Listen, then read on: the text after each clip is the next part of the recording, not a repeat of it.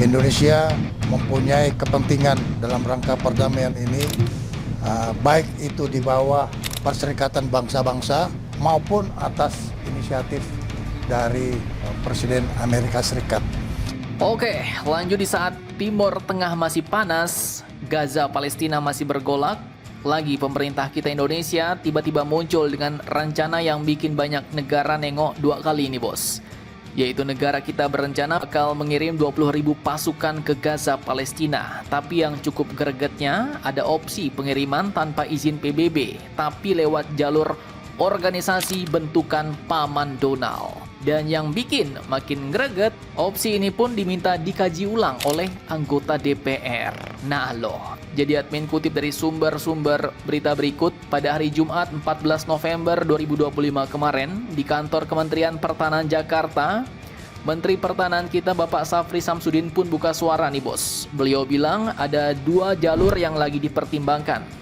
Pertama, jalur resmi PBB alias misi perdamaian yang benar-benar dapat mandat Dewan Keamanan PBB. Kemudian jalur yang kedua adalah jalur non-PBB, yaitu pengiriman pasukan lewat organisasi internasional baru yang diinisiasi oleh Presiden Amerika, yaitu Paman Donald. Nah, yang kedua ini lumayan membuat Mimin melongo sebentar nih bos. Karena ya, sepengetahuan Mimin biasanya kan pasukan perdamaian itu selalu lewat PBB ya kan.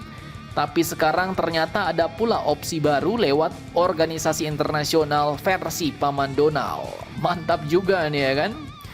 Menurut Menhan Safri, Indonesia baru akan kirim pasukan kalau dapat persetujuan dari negara-negara kunci di kawasan tersebut, yaitu Arab Saudi, Yordania, Mesir, Qatar, Uni Emirat Arab, bahkan termasuk Israel katanya. Karena mau nggak mau, Israel juga adalah salah satu pihak yang punya kewenangan di lapangan, bos. Dan mantapnya, Presiden kita ternyata sudah menyiapkan sebanyak 20.000 personel. Tapi jenisnya bukan pasukan tempur, melainkan tenaga kesehatan, insinyur, termasuk juga pasukan konstruksi. Jadi ini bukan pasukan untuk perang, tapi pasukan untuk membangun perdamaian. Mulai dari rumah sakit lapangan, tempat pengungsian, sampai rekonstruksi awal di Gaza, bos. Pertanyaannya, kenapa mau dikirim sekarang? Ya, alasannya jelas, karena sudah ada tanda-tanda gencatan senjata dan proses pelucutan senjata antara Israel dan Palestina.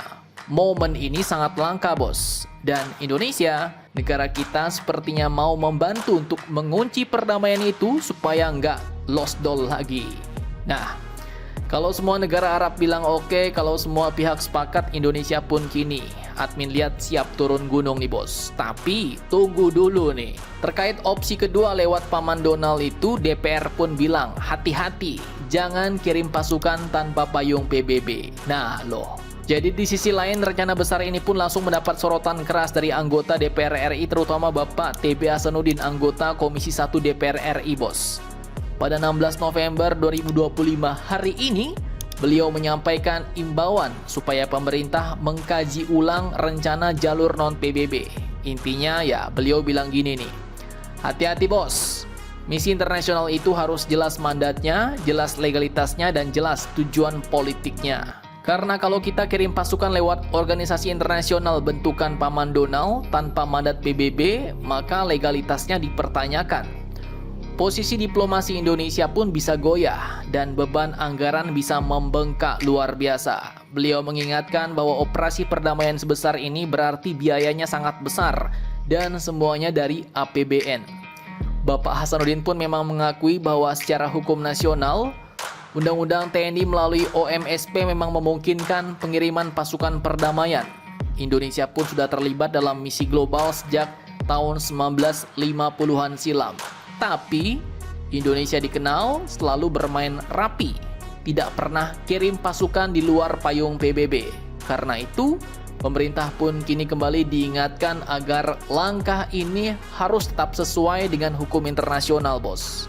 Selain itu, mekanisme dan dampak diplomatik Indonesia juga dipertanyakan nih, jika tiba-tiba Indonesia ikut dalam misi internasional yang dipimpin Amerika. Nah loh. Ya, Mimin pun muncul pertanyaan sih, kok nggak langsung lewat PBB aja ya kan? Terus kalau Amerika ngirim, PBB juga ngirim, nah Indonesia ikut yang mana nih? Kemudian kalau kita ikut jalur lewat Amerika, takut-takutnya kita malah terikut pula dalam misi diplomatiknya Amerika. Takut-takutnya ada udang di balik bakwan, ya kan? Nah, kalau menurut kalian gimana nih bos? Jangan lupa komentar, tetaplah kalian barbar. Dan jangan santuy terus demi Indonesia tangguh. Salam Indomax, Indo Magazines.